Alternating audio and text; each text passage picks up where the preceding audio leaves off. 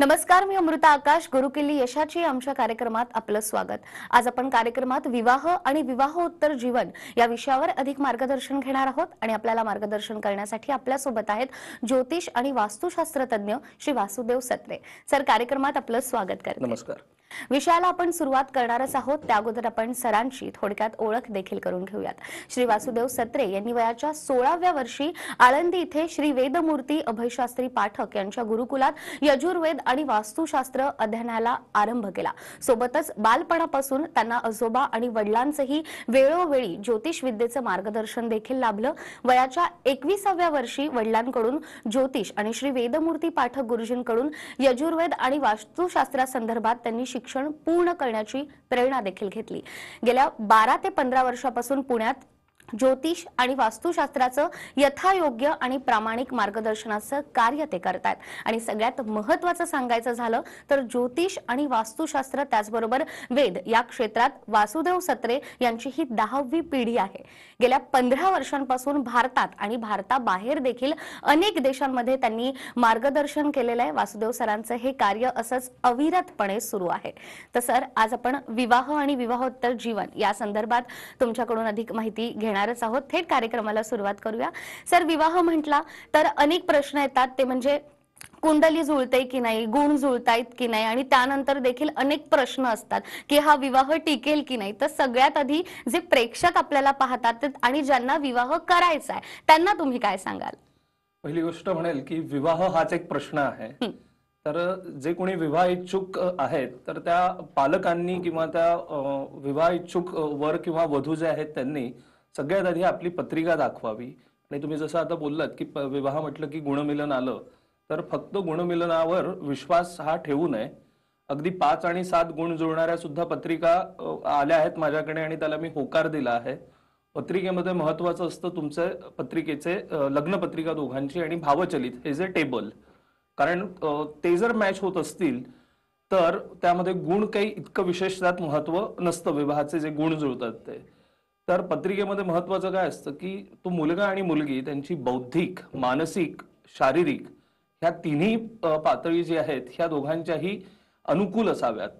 ते जर अनुकूल नसेल तर तो विवाह टिकणार नाही. आणि हे आपल्याला बघता येतं पत्रिकेचे जे लग्नकुंडलीचे किंवा भावचलित पत्रिकेचे जे टेबल आहेत त्यावरनं.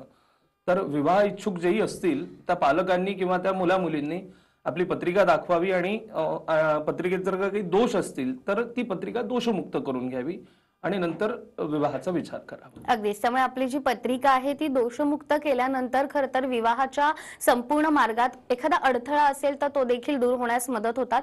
जे प्रेक्षक आता आम्हाला पाहतात आहेत स्क्रीनवर वासुदेव सत्रे सरांचे नंबर देखील आहेत. त्यामुळे विवाह संदर्भात तुमच्या मनात कोणताही प्रश्न असेल तर नक्कीच तुम्ही सरांचं मार्गदर्शन घेऊ शकता.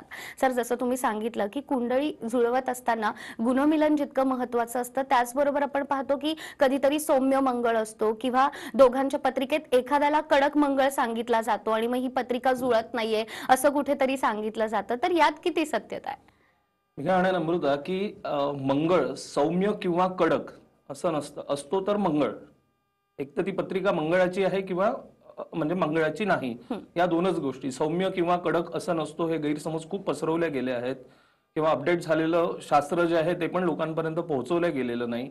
आणि कडक मंगळ हा सगळ्यात जास्त मुलीला अजून तो घातक, त्या म्हणजे त्याचं भक्ष बनते ती मुलगी.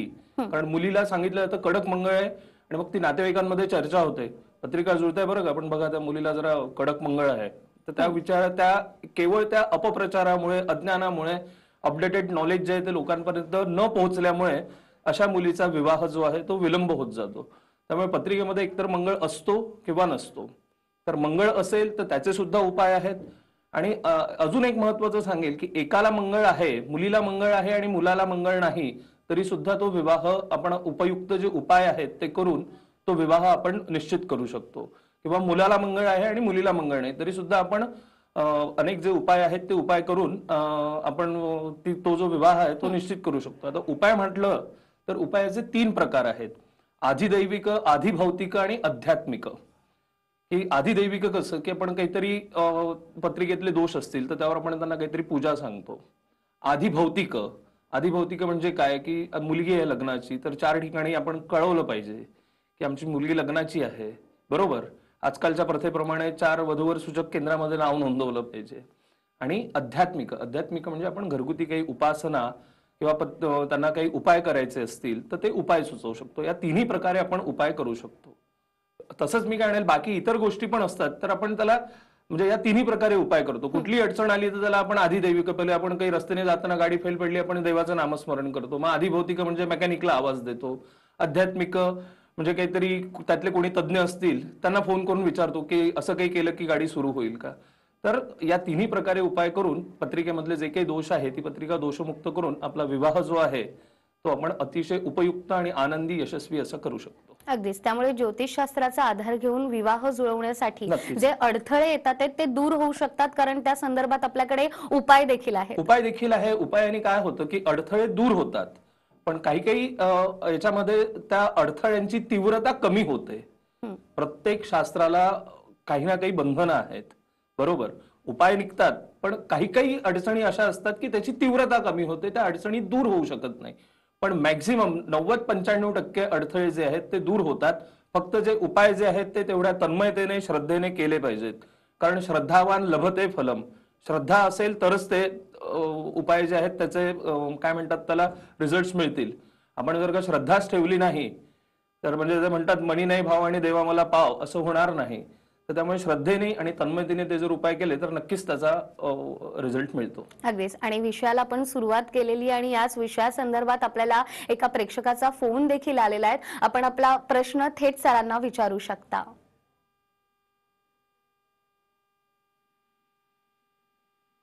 तर आपला प्रश्न आपण सरांना विचारा.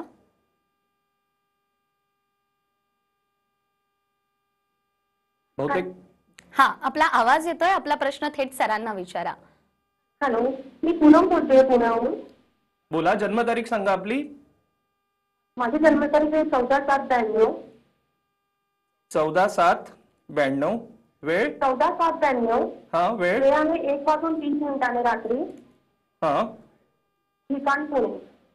हा, काय प्रश्न काय आहे आपला? माझं लग्न बोला बोला, आवाज येतोय, सलग बोला. वेळ 1:30 रात्री. हो हो, कळलं मला. आपला प्रश्न विचारा सलग. ओके. हॅलो, माझं लग्न होऊन 7-8 वर्ष झाले. पुढे वैवाहिक जीवन कसं असेल? हा, हॅलो.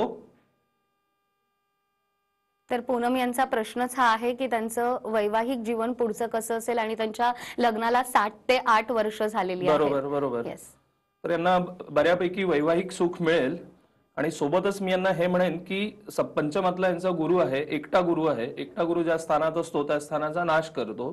तर त्यांनी उजव्या हाताच्या तर्जनीमध्ये म्हणजे इंडेक्स फिंगर, पहिलं बोट, यात एक 3 ते 3.5 कॅरेटचा पुष्कराज सोन्यात धारण करावा. आणि सोबतच काहीतरी लिखाण किंवा वाचनाचा जर यांनी छंद ठेवला तर यांची जी मनोस्वास्थ्य जे आहे ते चांगलं राहील.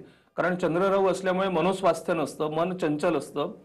त्यामुळे जर का वाचन आणि लिखाण केलं तर मनोस्वास्थ्य लाभेल. आणि पंचमातला गुरु आहे त्यामुळे यांना पुढे करिअरमध्येही कलेच्या क्षेत्रामध्ये बऱ्यापैकी यश मिळेल. अगदीच. पूनम यांनी जो प्रश्न विचारलेला आहे, पूनम, स्क्रीनवर सरांचा नंबर देखील आहे, त्यामुळे तुमचे असे असंख्य प्रश्न असतीलच तर त्या प्रश्नांचं उत्तर घेण्यासाठी आणि सरांकडून मार्गदर्शन घेण्यासाठी तुम्ही नक्कीच सरांशी संपर्क करू शकतात.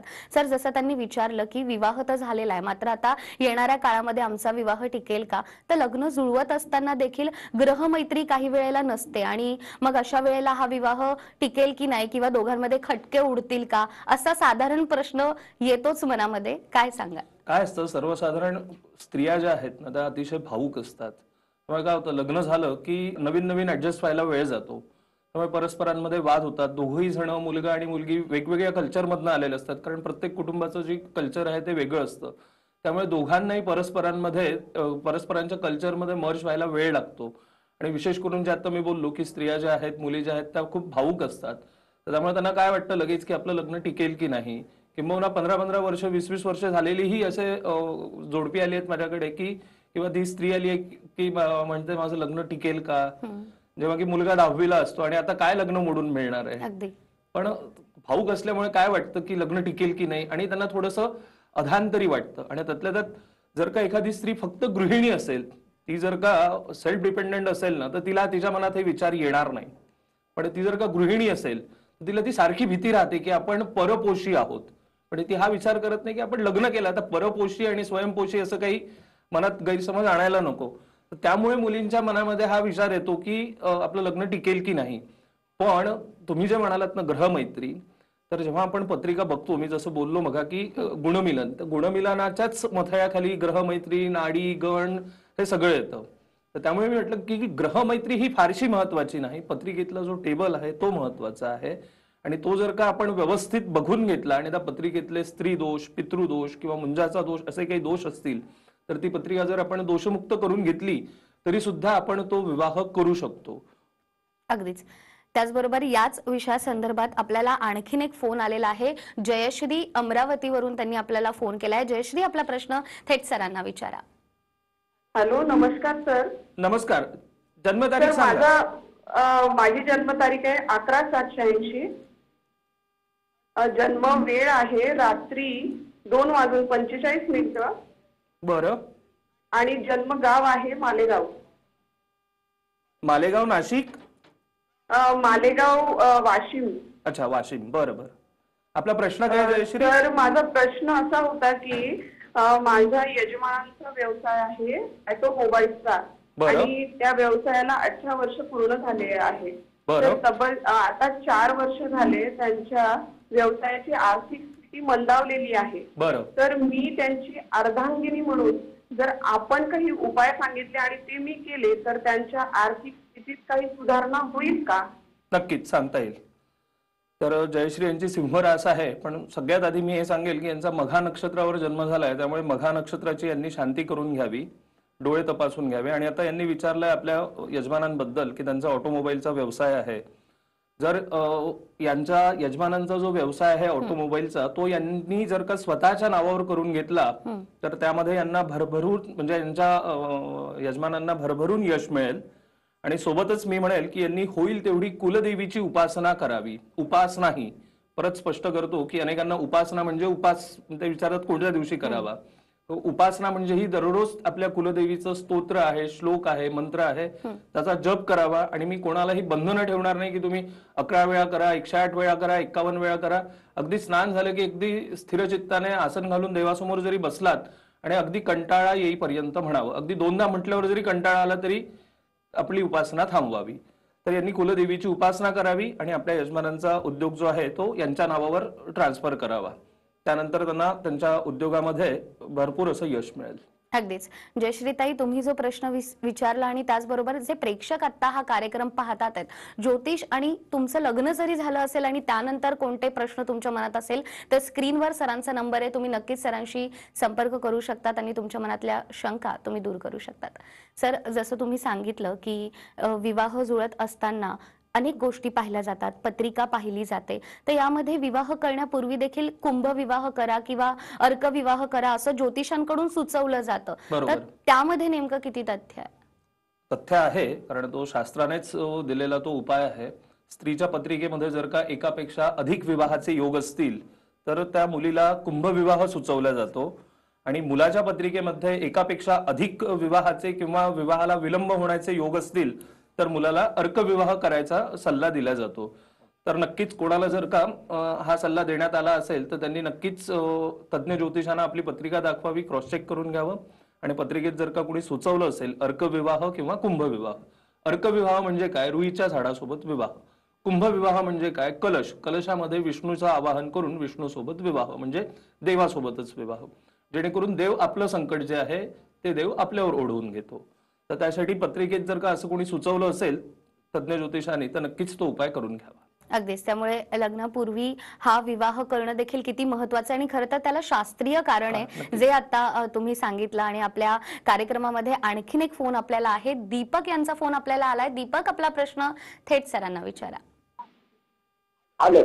हा, जन्मतारीख सांगा आपली. हा, जन्मतारीख आहे 27/9. किती? 27/3/90. बरं. 27/3/90. 27/3/90. जन्मवेळ? 90. जन्मवेळ आहे दुपारी 2:15. बरं. आणि नाव आहे दीपक दीप्तेश खडसे, जन्म ठिकाण? राजापूर. बरं, प्रश्न विचारा आपला. माझ्या मुलाचं लग्न जमत नाहीये. बरं, कोणाशीच पत्रिका जमत नाही. ते पत्रिका जमेल का यावर्षी? चालेल. मीन रास आहे याची. दिवाळी 2021 नंतर विवाहाचे योग आहेत आणि पत्रिकेमध्ये पितृदोष आहे. त्यामुळे राहत्या घरी किंवा शंकराच्या मंदिरामध्ये सुदर्शन याग हा विधी करून घ्यावा आणि पत्रिका नक्कीच तज्ज्ञ ज्योतिषांना दाखवावी. पत्रिकेमध्ये सप्तम स्थान दूषित आहे, तर त्यामुळे सुदर्शन याग आणि तज्ज्ञ ज्योतिषांना पत्रिका दाखवून योग्य तो सल्ला घेऊनच म्हणजे पुढे निर्णय घ्यावा काय तो. उगीच उशीर झाला आहे लग्नाला, उशीर म्हणजे फार उशीर नाही तरी पण वयाची 30 ओलांडली आहे, तर आता तेपणा करून घाईघाईत निर्णय घेऊन विवाहाची घाई करू नये. अगदीच. त्यामुळे विवाहाची घाई न करता तज्ज्ञ ज्योतिषांना जर पत्रिका दाखवली तर नक्कीच त्यांच्या मुलाचा विवाह लवकरात लवकर ठरू शकेल. याच विषयासंदर्भात सर मी आपल्याकडून अधिकही मार्गदर्शन घेणारच आहे. मात्र कार्यक्रमात वेळ झाली एका छोट्याशा ब्रेकची. कुठेही जाऊ नका, पाहत रहा गुरुकिल्ली यशाची. ब्रेकनंतर पुन्हा एकदा गुरुकिल्ली यशाची मध्ये आपलं स्वागत. आज आपण विवाह आणि विवाहोत्तर जीवन याविषयी अधिक माहिती घेतोय आणि आपल्याला मार्गदर्शन करतायत वासुदेव सत्रे सर. सर पुन्हा एकदा आपलं स्वागत. कार्यक्रमाला सुरुवात झाल्यानंतर आणखीन एक फोन आपल्याला आलेला आहे. नाशिकवरून आपल्याला सागर प्रश्न विचारतायत. सागर, आपला प्रश्न विचारा. नमस्ते सर. नमस्कार. जन्मतारीख सांगा आपली. 31 जानेवारी 1993. 31? हो, 31 जानेवारी 1993. जन्मवेळ? रात्री 12 वाजता. जन्म ठिकाण? जन्म ठिकाण नाशिक रोड. बरं, प्रश्न काय सागर आपला?